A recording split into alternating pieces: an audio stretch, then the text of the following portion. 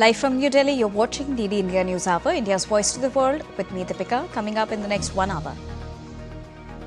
Prime Minister Narendra Modi speaks to Uttarakhand Chief Minister Pushkar Singh Dhami, inquires about rescue and relief operations in Dharali village, assures centre support.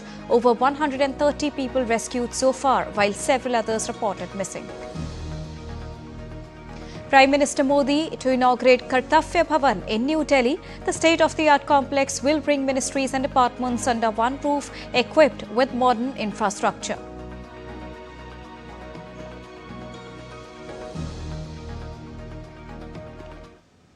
And now let's go live across to Mumbai, where a monetary policy meeting is currently happening. May this pious and auspicious month bring good luck to all of us and to our economy. The monsoon season has been progressing well. We are also approaching the festival season, which typically brings greater enthusiasm and buoyancy in the economic activity. This favorable setting, together with supportive policies of the government and the Reserve Bank, augurs well for the Indian economy in the near term, as geopolitical uncertainties have somewhat abated, even though global trade challenges continue to linger. Over the medium term also, the Indian economy holds bright prospects in the changing world order, drawing on its inherent strength, robust fundamentals, and comfortable buffers. Opportunities are there for the taking, and we are all making efforts to create enabling conditions through a multi-pronged yet cohesive approach to policy making. Globally, policymakers are faced with muted growth and slowing pace of inflation, with some advanced economies even witnessing an uptick in inflation. As the dust settles and a new equilibrium emerges in the new global order, policymakers will have a tough task navigating a world characterized by modest growth, sticky inflation, and elevated public debt levels. At the Reserve Bank, leveraging on the room provided by a significant moderation in inflation, we have taken decisive and forward-looking measures to support growth. The coordinated use of various tools available to us has helped accelerate monetary policy transmission in the current easing cycle. The Monetary Policy Committee, MPC, met on the 4th, 5th, and 6th of August to deliberate and decide on the policy repo rate. After a detailed assessment of the evolving macroeconomic and financial developments and the outlook, the MPC voted unanimously to keep the policy repo rate under the Liquidity Adjustment Facility, LAF, unchanged at 5.5%. Consequently, the standing deposit facility rate shall remain unchanged at 5.25%, and the marginal standing facility rate and the bank rate at 5.75%. The MPC also decided to continue with the neutral stance. The MPC noted that while headline inflation is much lower than projected earlier, it is mainly due to volatile food prices, especially in vegetables. Core inflation, on the other hand, has remained steady around the 4% mark as anticipated. Inflation is projected to go up from the last quarter of this financial year. Growth is robust and as per earlier projections, though of course below our aspirations. The uncertainties of tariffs are still evolving. Monetary policy transmission is continuing. The impact of the 100 basis points rate cut since February 2025 on the broader economy is still unfolding. On balance, therefore, the current macroeconomic conditions, outlook, and the uncertainties call for continuation of the policy repo rate of 5.5% and wait for further transmission of the front-loaded rate cut to the credit markets and to the broader economy. Accordingly, the MPC unanimously voted to keep the repo rate unchanged. The MPC further resolved to maintain a close vigil on the incoming data and the evolving domestic growth inflation dynamics to chart out the appropriate monetary policy path. Accordingly, all members decided to continue with the neutral stance.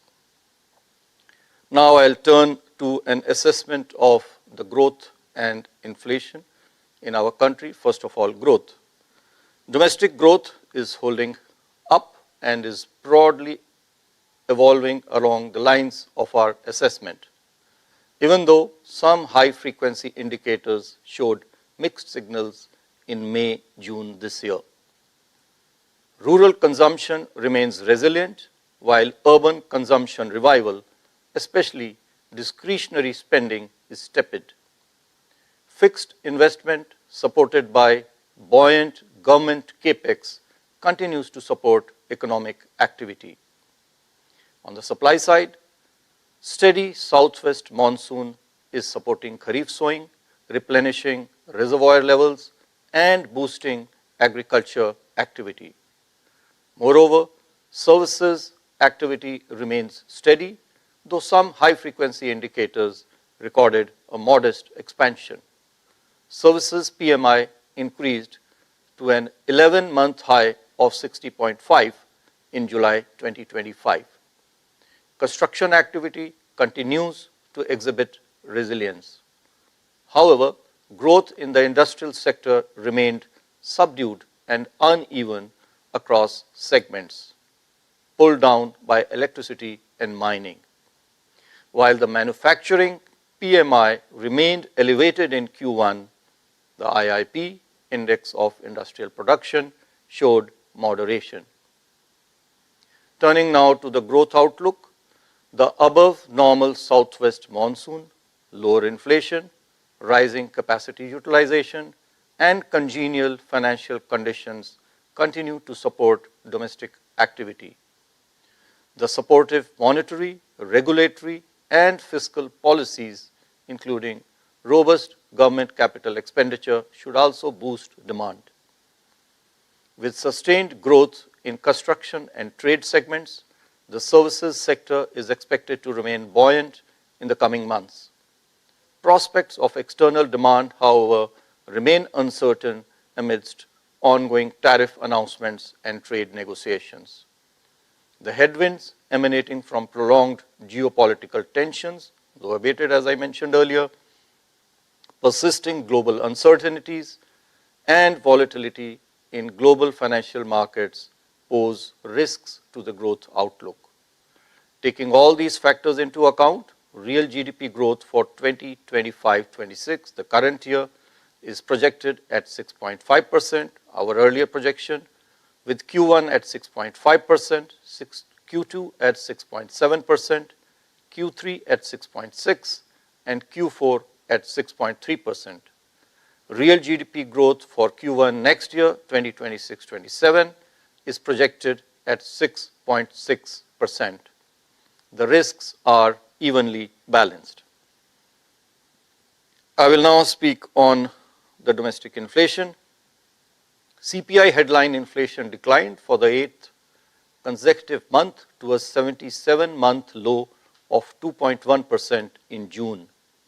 This was driven primarily by a sharp decline in food inflation, led by improved agricultural activity and various supply-side measures.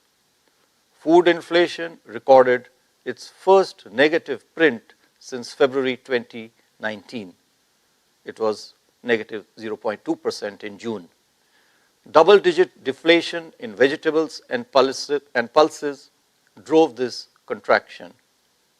High-frequency price indicators signal a continuation of the lower price momentum in fruit prices to July, the last month as well. Fuel group inflation moderated over 2 successive months to record 2.6% in June. Core inflation, on the other hand, which remained within a narrow range of 4.1 to 4.2% during February to May this year, increased slightly to 4.4% in June, partly driven by continued increase in gold prices.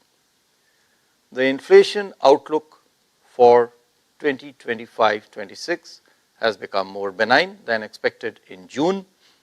Large favorable base effects combined with steady progress of the southwest monsoon, healthy kharif sowing, adequate reservoir levels, and comfortable buffer stocks of food grains have contributed to this moderation.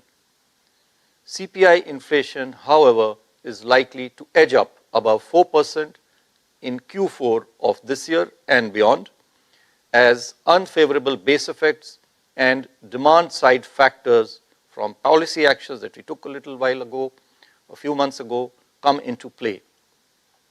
Barring any major negative shock to input prices, core inflation is likely to remain moderately above 4% during the year. Weather-related shocks pose risks to inflation outlook.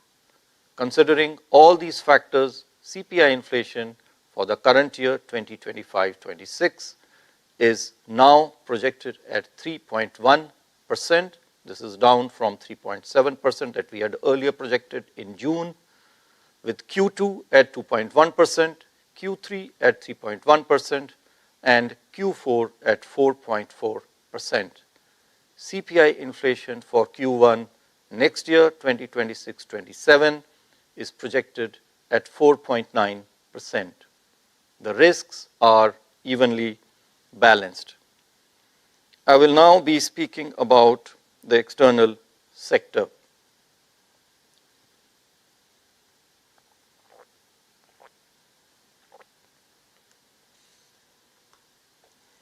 India's current account deficit CAD moderated to 0.6% of GDP last year in 2024-25 from 0.7% of GDP in 2023-24. And I want to underline over here that it is not only in percentage terms as a proportion of GDP that it decreased by about 0.1% because of the expansion in GDP, but also because of a decrease in absolute terms of CAD by about $3 billion US dollars from $26 billion to $23 billion. And this is on account of robust services exports and strong remittances receipts. Despite a higher merchandise trade deficit, we have been recording, as you are aware, a high growth rate of about 17% in services exports in the last 4 years, and about 14% compounded annual growth rate of remittance receipts in the last 4 years ending 2024-25. This has made up more than for the higher merchandise trade deficit that we had last year.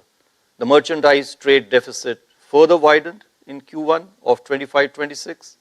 India's share in world services exports has risen markedly from about 2% in 2005 to 4.3% in 2024, driven by strong software and business services exports. Robust services exports coupled with strong remittance receipts are expected to keep the CAD within sustainable level even during the current financial year. On the external financing side, gross FDI to India remained strong during April to May 2025-26 this year. However, net FDI moderated during this period due to higher outward FDI. FPI inflows to emerging markets and economies have remained strong in May and June 2025.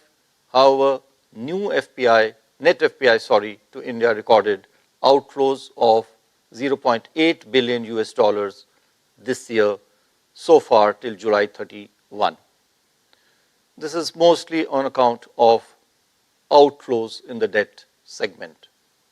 External commercial borrowings, on the other hand, witnessed higher net inflows compared to that last year. Inflows under non-resident deposits too remained positive, albeit witnessing some moderation.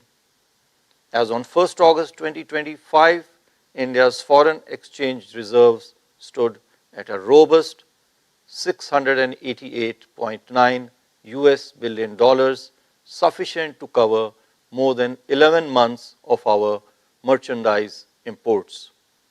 Overall, India's external sector continues to remain resilient. We remain confident of meeting our external financial requirements comfortably.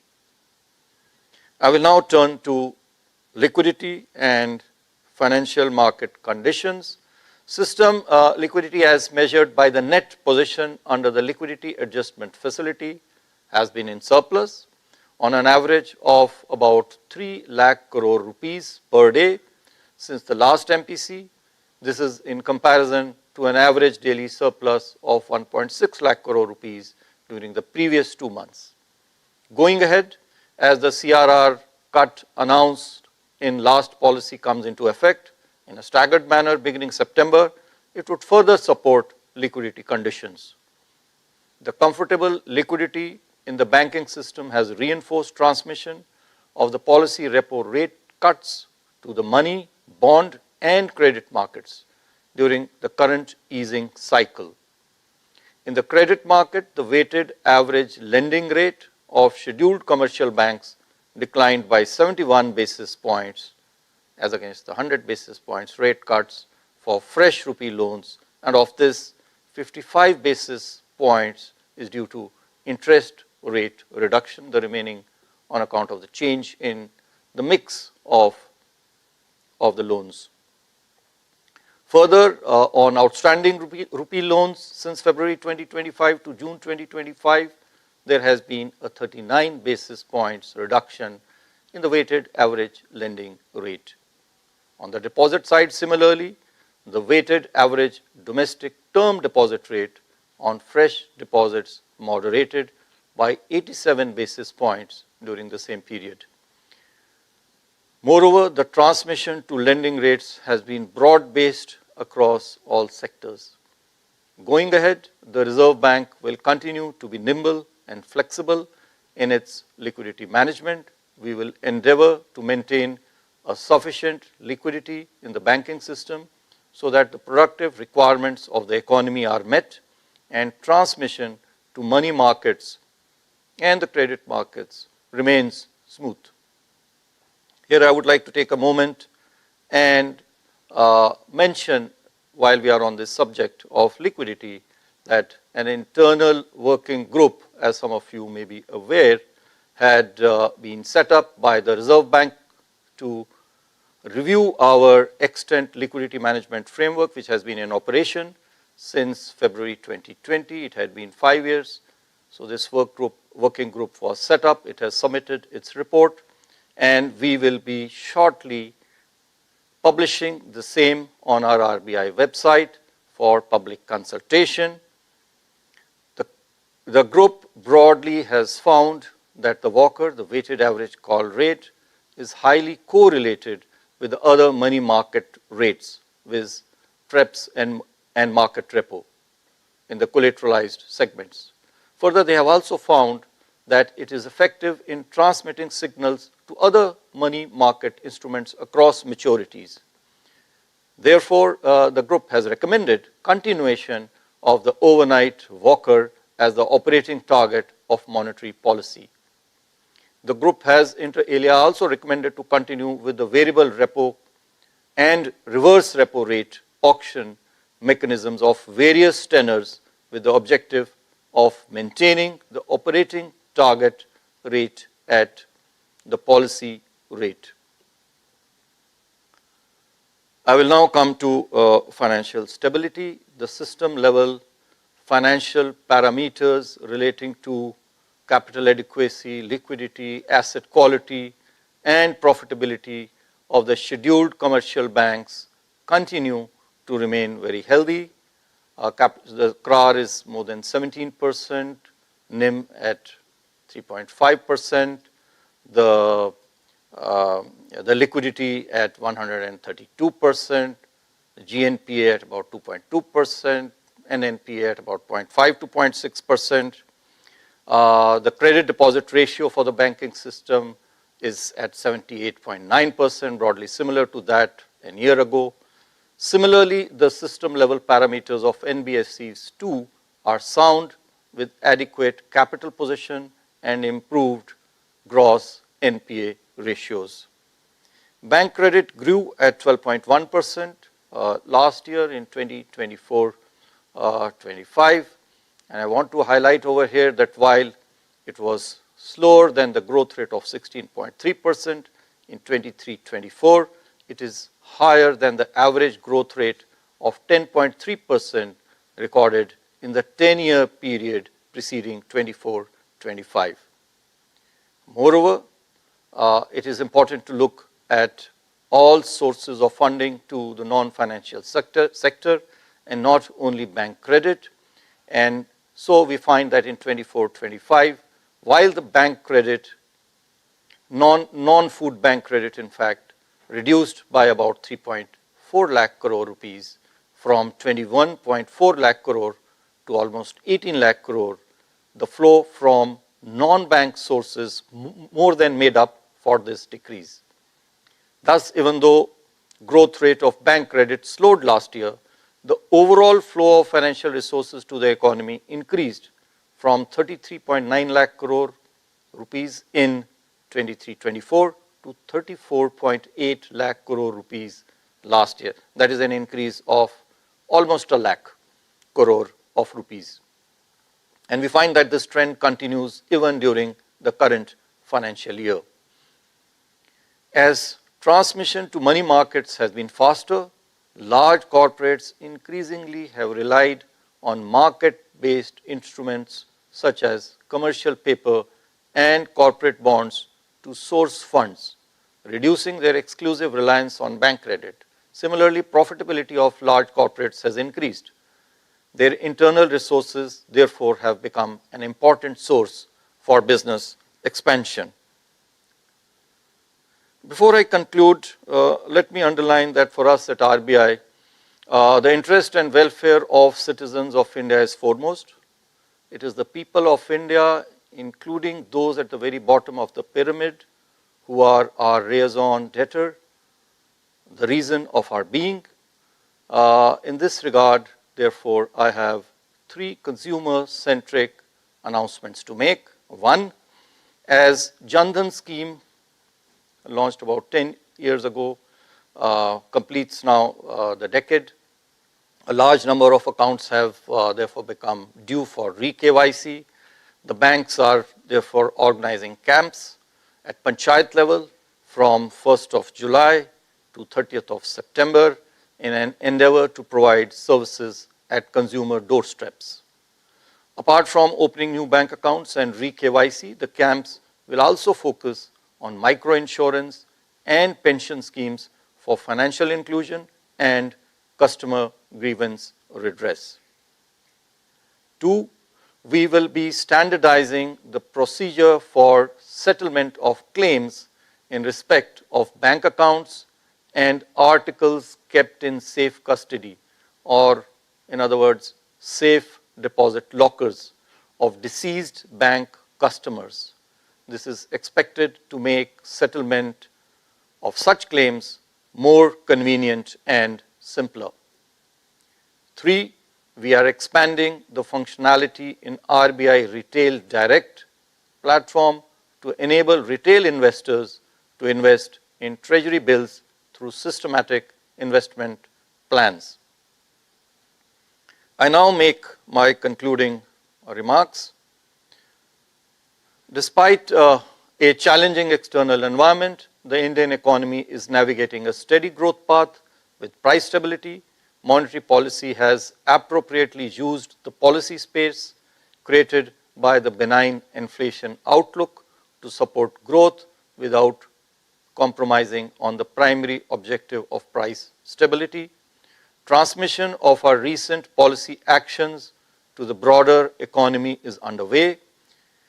As the Indian economy strives to attain its rightful place in the global economy, a stronger policy framework across domains and not just limited to monetary policy will be pivotal in its journey. We, on our part, will continue to be agile and proactive in maintaining and providing a facilitative monetary policy, which will be based on incoming data and the evolution of the growth inflation dynamics. As always, we will have a clear, consistent, and credible communication backed by actions necessary for the task at hand. Thank you, Namaskar, and Jai Hind.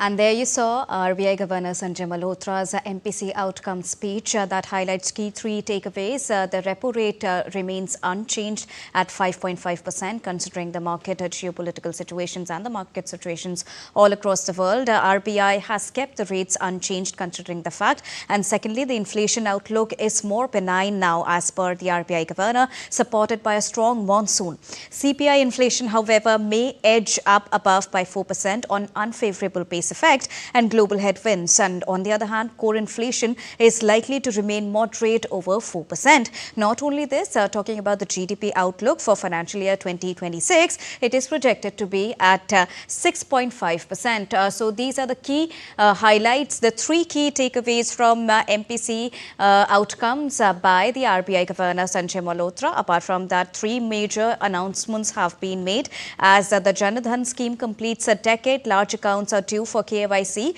and banks are now organizing camps from panchayat level. The camps will also focus on micro-insurance and pension scheme. RBI, on the other hand, will also standardize procedure for settlement of claims in respect of bank accounts and safe deposit lockers of the deceased locker owners. So the settlement will be taking place and the banks will be assisting in that.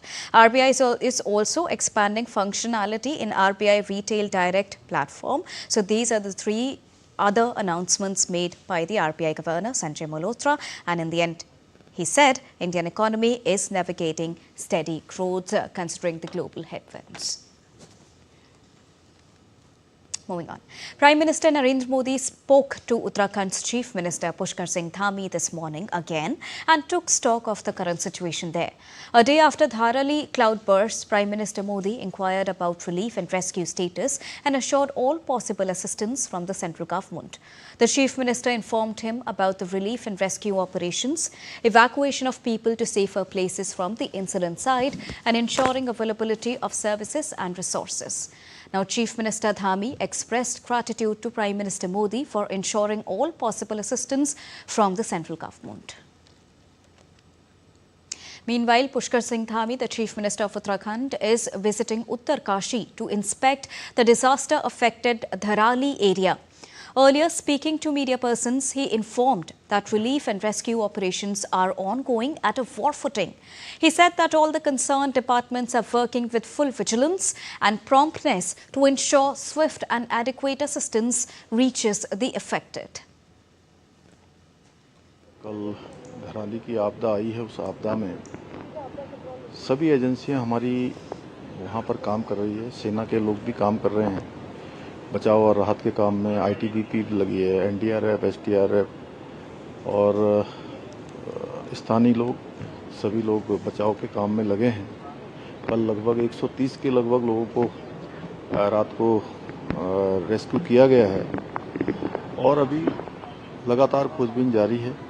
रास्ते में चूँकि काफ़ी ज़्यादा मौसम ख़राब होने के कारण से अनेक स्थानों पर मार्गों का जो संपर्क है वो कट गया है और कुछ पुल भी जो है क्षतिग्रस्त हो गए हैं। राज्य के स्तर पर भी 10 डिप्टी एसपी, 3 एसपी और लगभग 160 पुलिसकर्मी भी इस काम में लगाए हैं जो राहत और बचाव के काम को करेंगे। Now, rescue and relief efforts are going on after a cloudburst wreaked havoc, sweeping away homes, shops and roads. Relief and rescue operations are led by the Indian Army, Indo-Tibetan Border Police, National Disaster Response Force and State Disaster Response Force.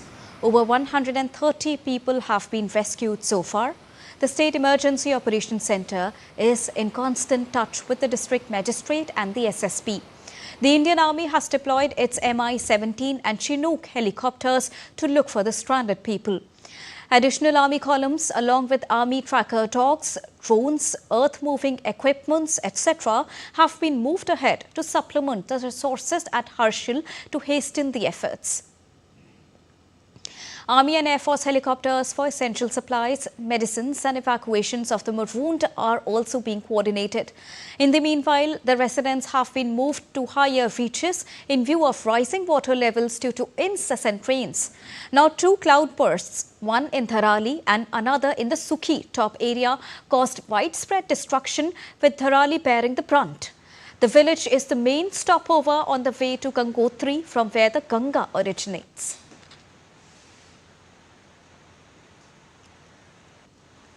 Time to take a short break. We'll be right back.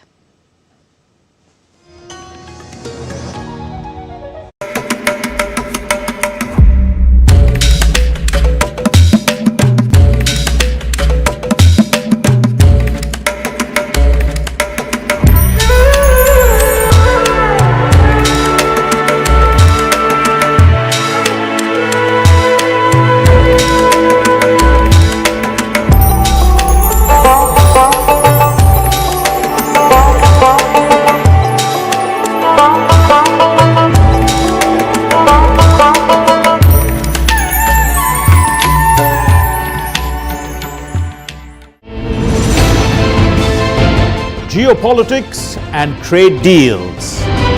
Economic challenges amid development. Hard work and the path to prosperity. It's the economy always. Between walkers, money is what money does and says.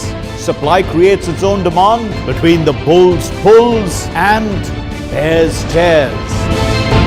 When supply chains globalization and India rises to the podium. We'll get you centered with the economic brief at 8 p.m. every Thursday on DD India.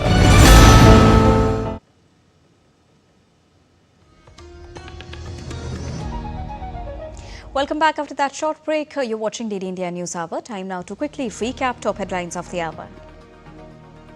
Prime Minister Narendra Modi speaks to Uttarakhand Chief Minister Pushkar Singh Dhami, inquires about rescue and relief operations in Dharali village, assures centre support.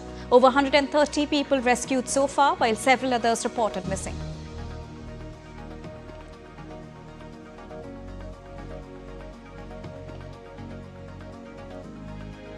Prime Minister Narendra Modi to inaugurate Kartvya Bhavan in New Delhi. The state-of-the-art complex will bring ministries and departments under one roof, equipped with modern infrastructure.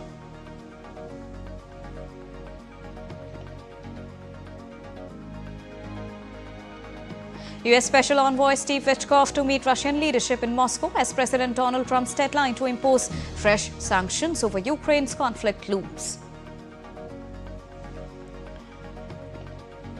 Israeli Prime Minister indicates wider military action in Gaza for complete takeover in Security Cabinet meet. UN warns expanded operation risk catastrophic consequences.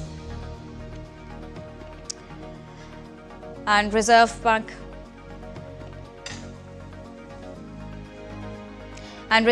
of India keeps repo rate unchanged at 5.5%. The MPC unanimously decided to continue with the neutral stance.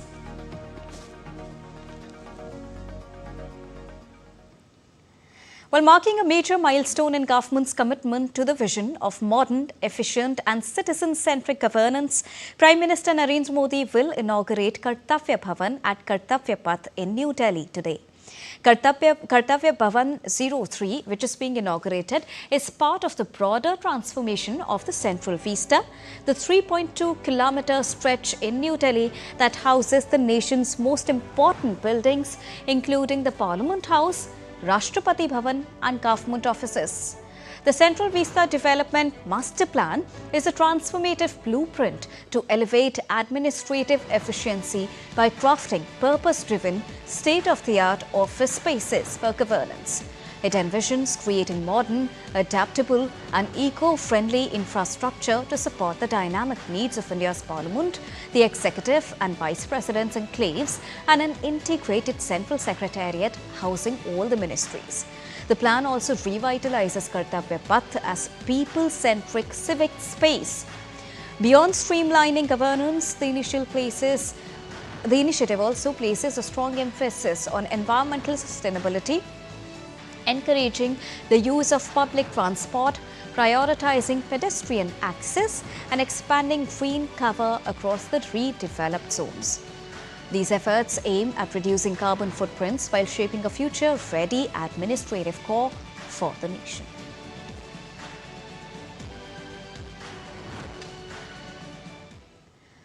And let's now take a look at the agenda of the day in both the houses of the Indian Parliament at the ongoing session. Well, India's Sports Minister Dr. Mansukh Mandavia will move the National Sports Governance Bill 2025 and the National Anti-Doping Amendment Bill 2025 in the lower house of the Parliament for consideration and passage. While the upper house will take up the Carriage of Goods by Sea Bill 2025 for further consideration and passage, the bill was moved by Ports, Shipping and Waterways Minister Sarbananda Sonowal on the 23rd of last month. The minister will also move the Coastal Shipping Bill 2025 for consideration and passage in the floor of the House.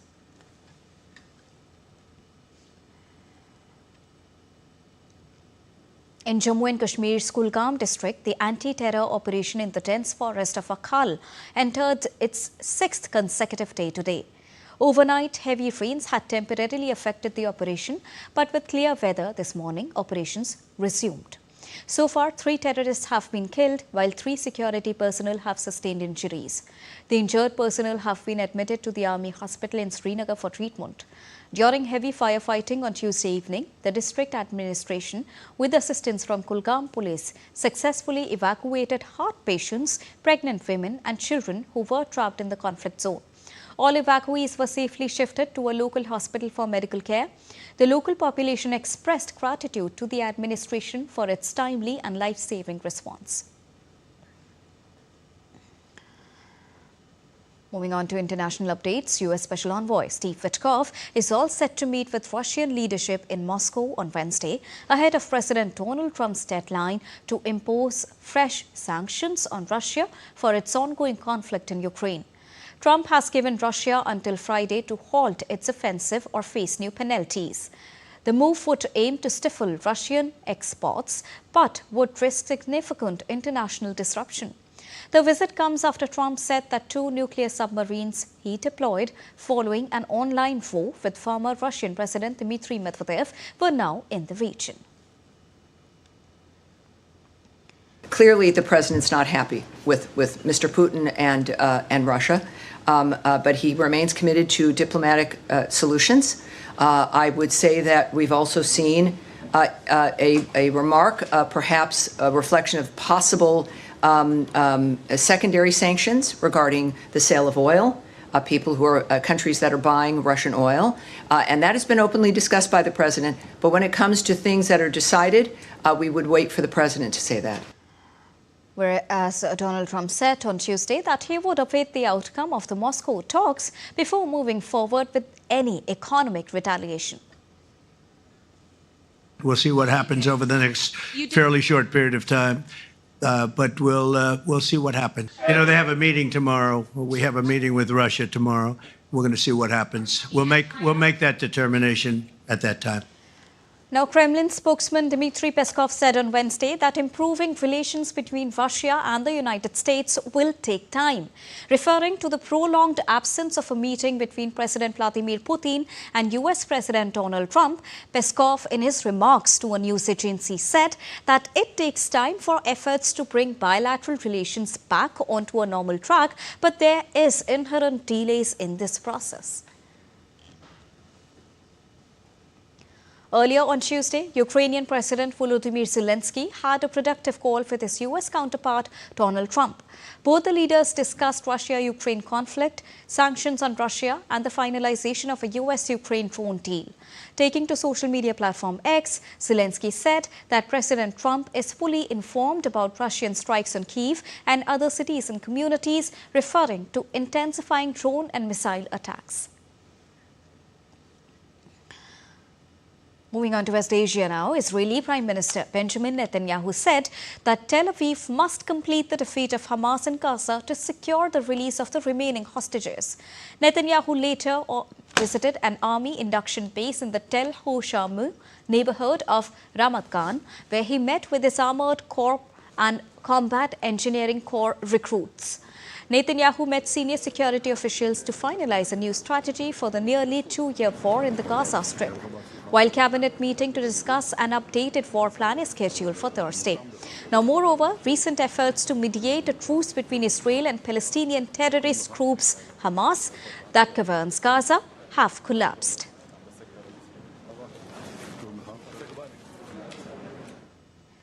United Nations on Tuesday called reports about a possible decision to expand Israel's military operations throughout the Gaza Strip deeply alarming if true.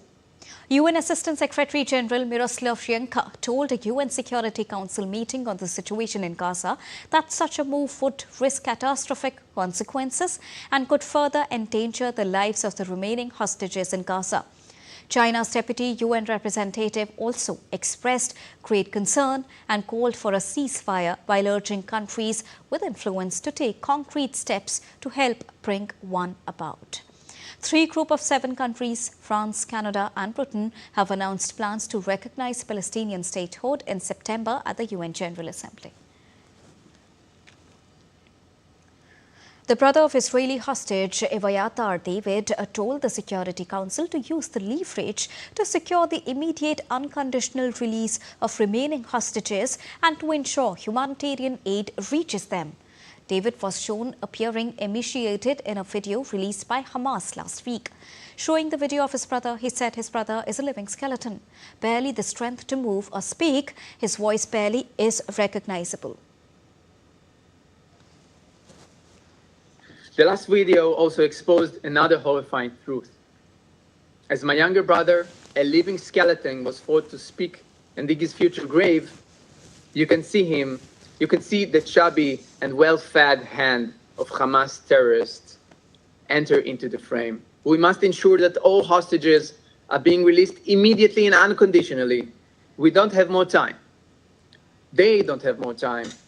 And every minute counts. Well, the 80th anniversary of the atomic bombing in Japanese town of Hiroshima is being observed today.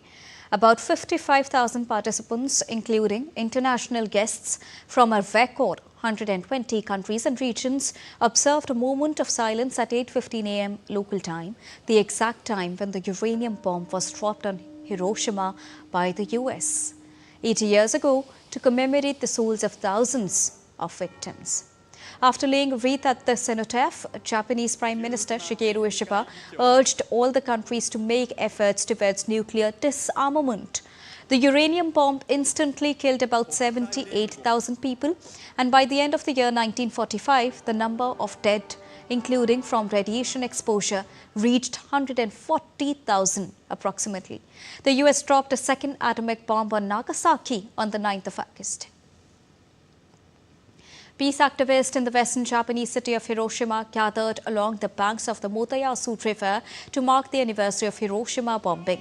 Among the choir of peace activists was 80 years old Yasuyu Yamane, who was born around 1 month after the atomic bombing.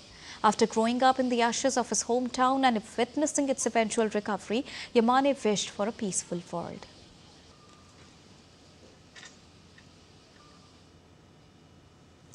Now, on the 6th of August in the year 1945, Hiroshima was transformed in a blinding flash, and the city's destiny was forever rewritten by the world's first atomic bomb. Our next report brings you more details. Take a look.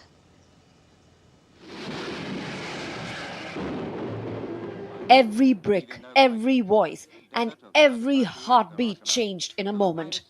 That act, unprecedented in its scale and suffering, remains, 80 years later, humanity's most haunting testament to the perils of scientific power when uncoupled from conscience.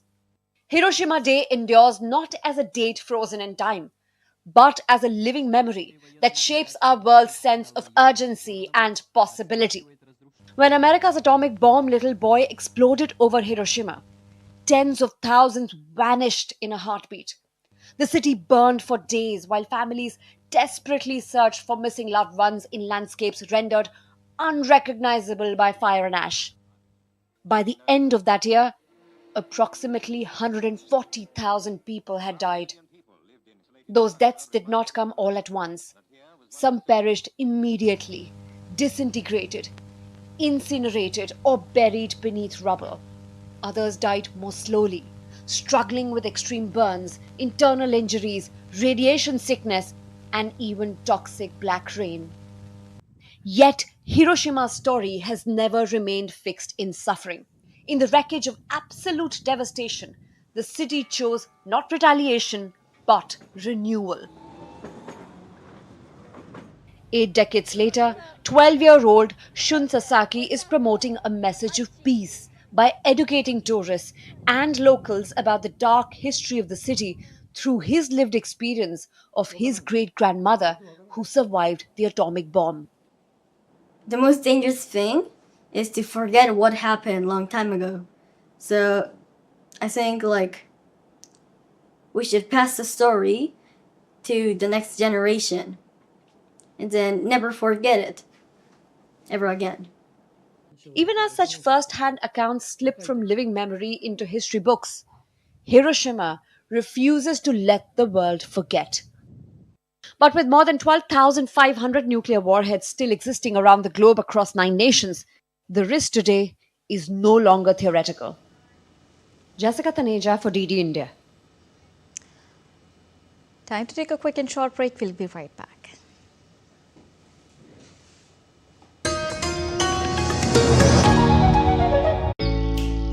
Jharkhand will mesmerize you with majestic nature, rich heritage and colorful culture. Hello. Johar. It fits perfectly. Thank you. Full workout हो गया. Ready?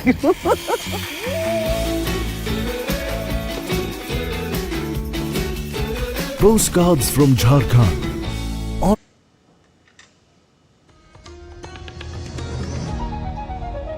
Welcome back after that short break. You're watching DD India News Hour. Now it's time to get you all the latest from the world of business. Donald Trump doesn't seem to know it all. Apparently, he has no knowledge that the United States imports Russian chemicals and fertilizers. But he still thinks that Indian economy is dependent on Russian oil, though he doesn't care if New Delhi has diversified its energy needs.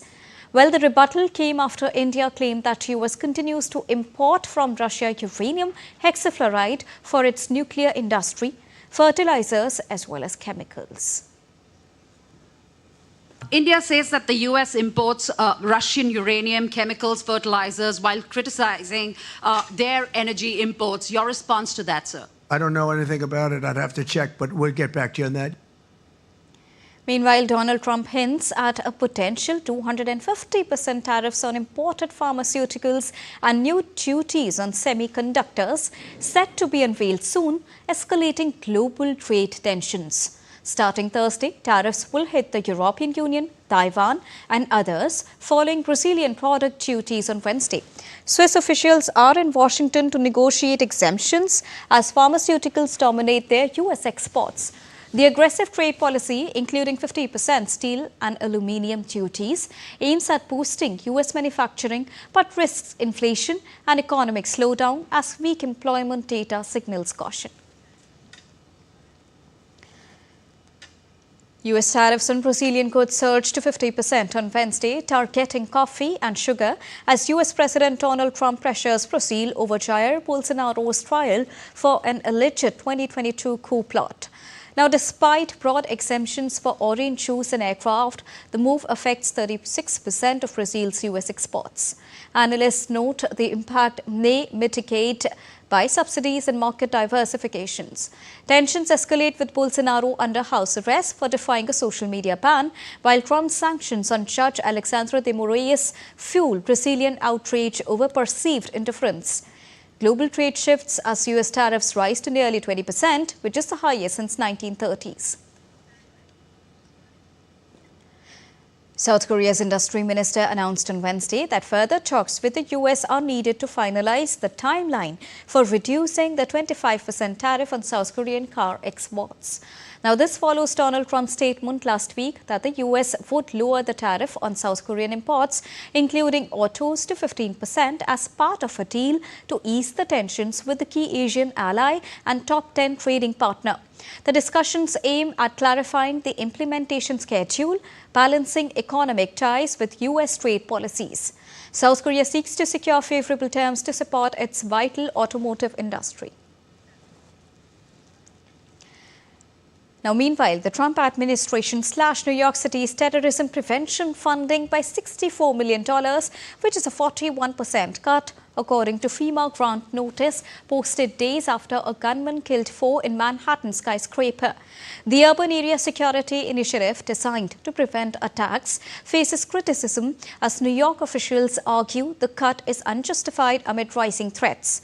Now, Homeland Security defends the decision, claiming unspent prior funds. Governor Kathy questioned the delay in funding announcements. FEMA's risk-based allocation considers visitors' counts and population density, but the drastic reduction threatens programs like the NYPD's domain awareness system.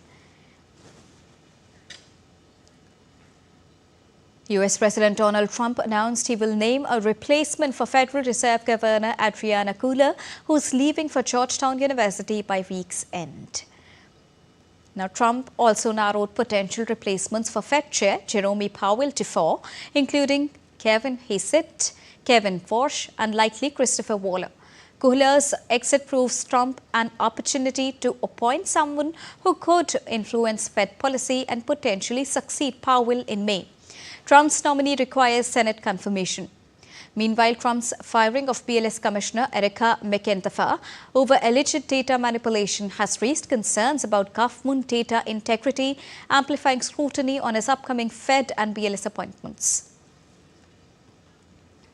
For Fed governor, I'll be making that decision before the end of the week, and we'll either decide on one for permanence or the 4-month period, the term. There's a term of about a number of months. We have a couple of candidates. I mean, everybody wants it, okay? It's not a couple, but we've narrowed it to a couple of candidates. And we've also, we're looking at the Fed chair, and that's down to 4 people right now. Very good. Well, I can tell you, because I've already said this. Now, ESPN, owned by Walt Disney, has acquired the NFL Network and other media assets from the National Football League in exchange for a 10% stake in ESPN, pending regulatory approval. The deal includes NFL fantasy and distribution rights for NFL Red Zone. Now, this bolsters ESPN's upcoming $29.99 per month streaming service, launching soon, which will feature NFL, NBA, MLB, and more. The NFL retains ownership of NFL Films and FL+. The agreement aims to enhance NFL content delivery, combining ESPN's reach with NFL's assets, creating a premier football destination, as stated by Disney CEO Robert Iger and NFL Commissioner Roger Goodell.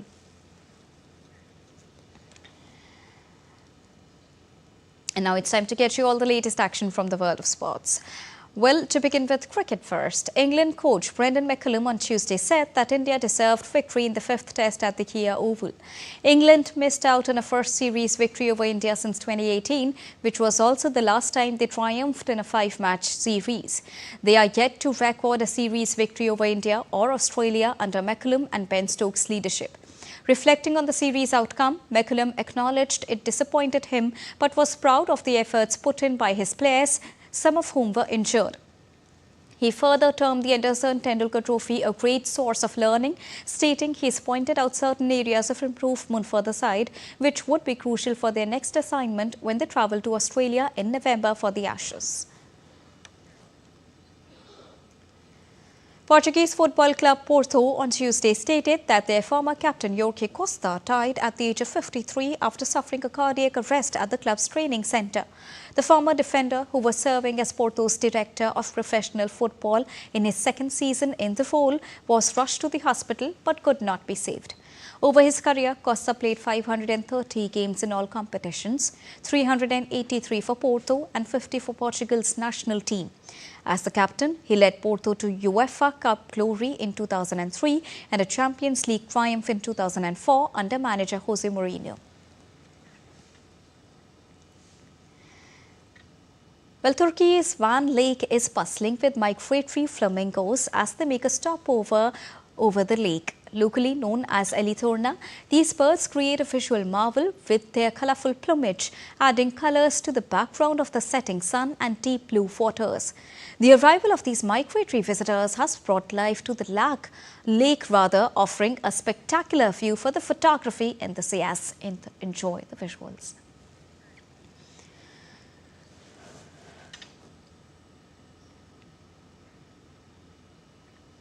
And that's all for this edition of DD India News Hour. But do let us know your thoughts on the news of the day. For those on the go, you can get all the latest news and updates from India and across the world on the DD India mobile app. The app is available on both Android and iOS platforms. Scan the QR code and download it now. We'll be back with more news as it breaks here on DD India. I'm Deepika, and from all of us here in New Delhi, thank you so much for watching DD India News Hour this morning. Namaskar.